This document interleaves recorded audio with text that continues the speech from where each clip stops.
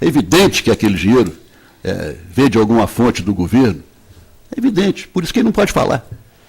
O mínimo era falar. Olha, ganhei, paguei o imposto, mas quem pagou foi... Nenhuma empresa similar a dele ganhou 20 milhões em tão pouco tempo. Nenhuma empresa. Mas isso depende do cliente dele. Exato.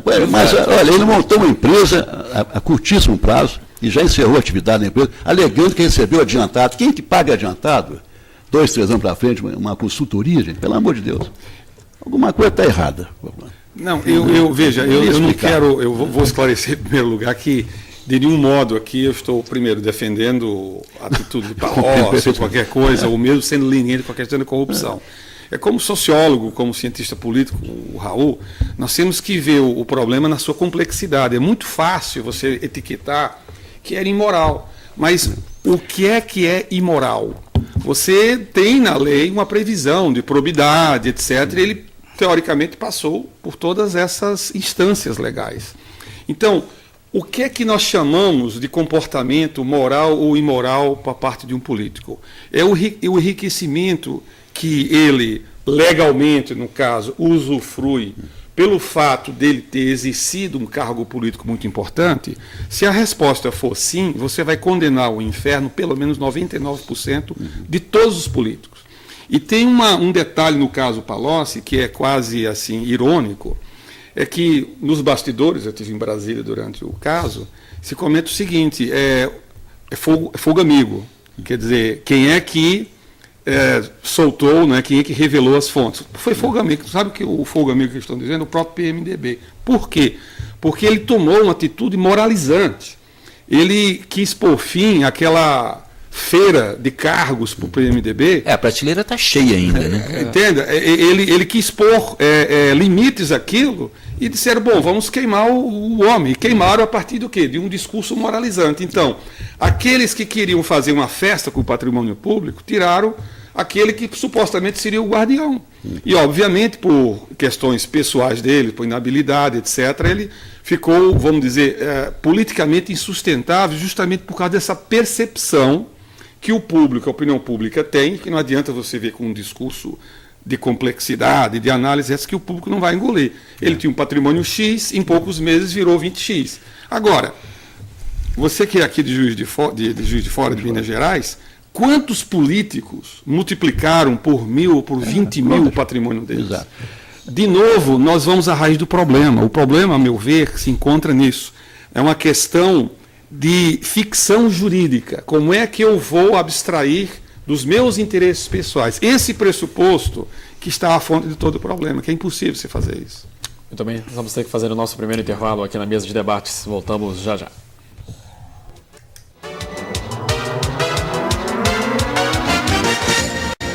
Estamos de volta com a mesa de debates pela TVE Juiz de Fora. No programa de hoje estamos debatendo sobre política, corrupção e também a prática do lobismo. Aqui na semana passada, o ministro Antônio Palocci entregou o cargo na Casa Civil. Orlando Lira, você que já morou nos Estados Unidos e lá a prática do lobismo é regulamentada por lei. Em que isso difere na relação do Estado com os seus representados do povo?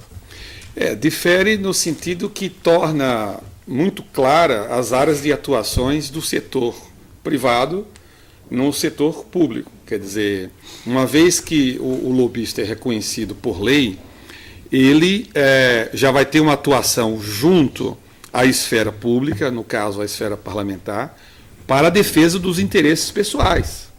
Porque nós estamos tratando de dois bens, o interesse pessoal, eu digo, não só do político, mas os interesses da comunidade, privados, locais, e o interesse público são dois bens que devem ser preservados. Nós não estamos tratando de um bom e um mal. Não há um maniqueísmo aqui.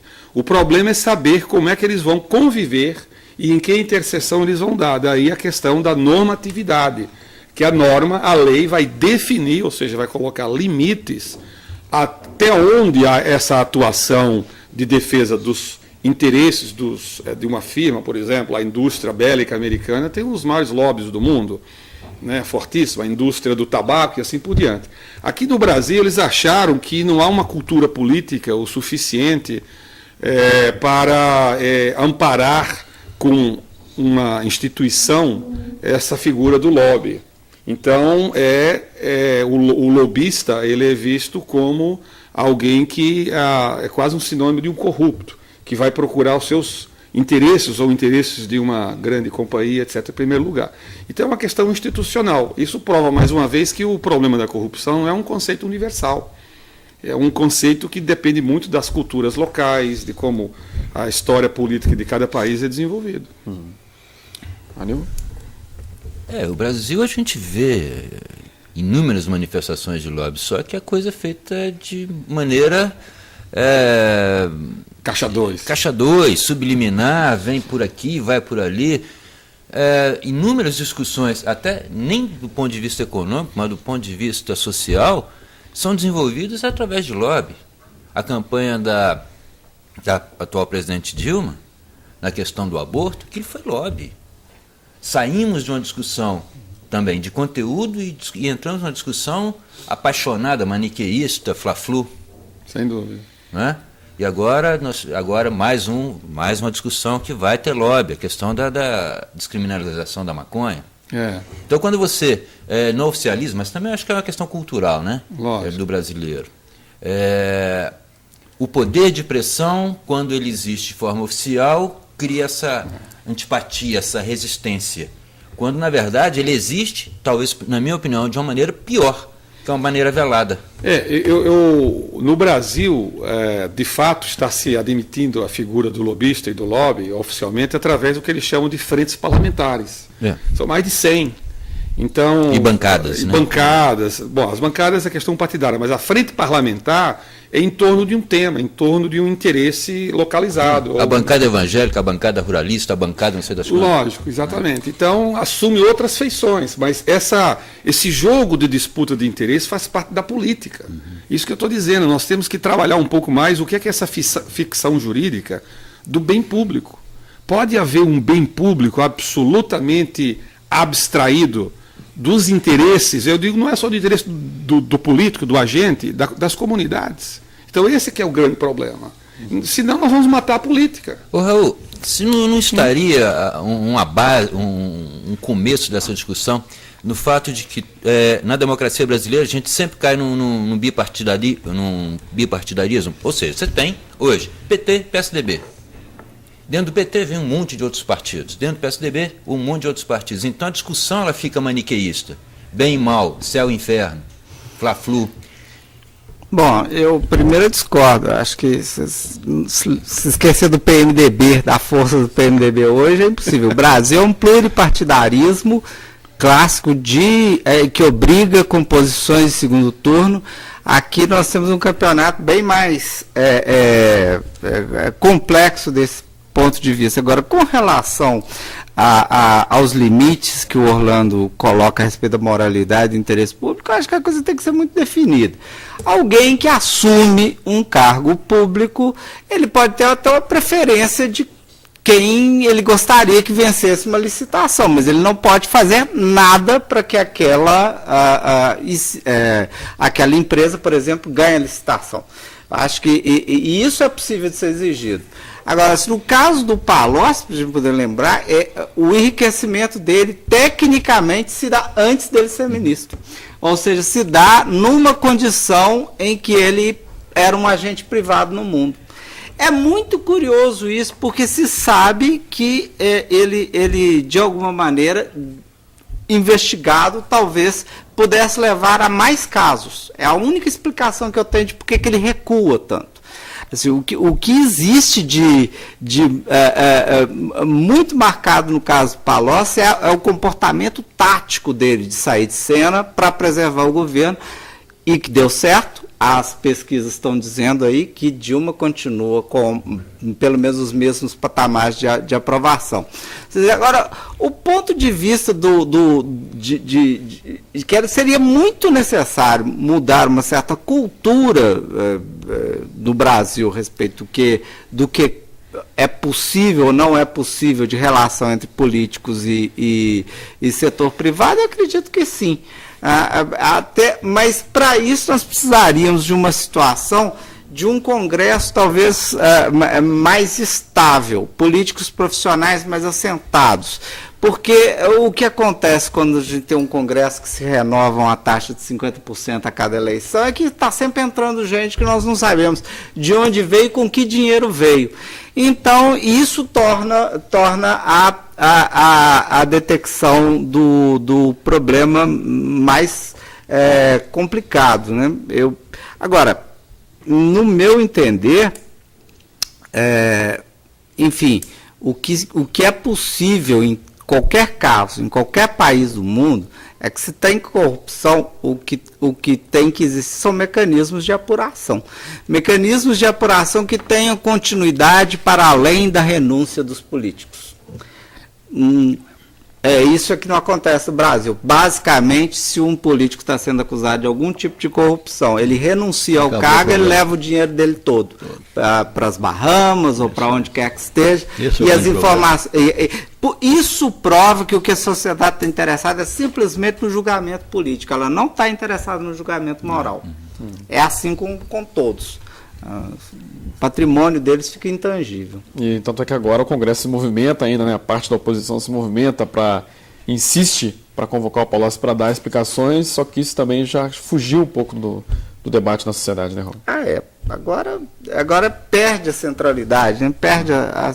Agora, os temas estão aí, né? E esse tema, ele não sai. E fica uma coisa complicada pela própria história. Quer dizer, o ex-ministro Zé Dirceu, ele chega e diz, olha, até hoje eu sequer fui chamado para... O Bejarano disse que sequer foi denunciado, não existe nada, existe um vazio, desde o processo, o inquérito, mas nada. O caso do Bejarano é mais grave, né? Ele foi bem mais do que denunciado, eu acho que... Agora, se exatamente o caso do José Dirceu é verdade. José Dirceu, ele foi condenado politicamente por um processo que juridicamente não havia prova. Não existe. Né? Então isso é muito curioso e que também prova que a ênfase é o julgamento político. E é mais ou menos como o Bejarano também entendeu exatamente o jeito de voltar, né? Já está aí ensaiando uma forma de reaparecer para os eleitores perdoado por Deus. Assim, é tudo muito possível na política brasileira quando você tem esse tipo de movimentos. Trata-se de avaliar de que maneira eleitores bem informados, aí nós voltamos ao velho problema do cidadão, vão efetivamente punir esses indivíduos no voto. Né? Porque talvez, né, feitos todos os tribunais, o último tribunal possível na política é você dizer assim, não, mas tudo bem, ele pode jurar para mim que agora ele é um santo, mas nele eu não voto mais. Muito bem, vamos terminar esse debate, nós vamos estender esse debate no nosso próximo bloco aqui na mesa de debates. Voltamos já já.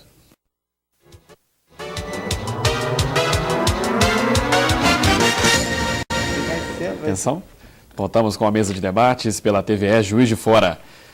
De segunda a sexta, aqui no Canal 12, e a partir das 5h35 da tarde, você assiste à reprise deste programa e às 6h30 ao Jornal da TVE, com as notícias de Juiz de Fora e da região. No programa de hoje, o nosso debate é sobre a política no Brasil.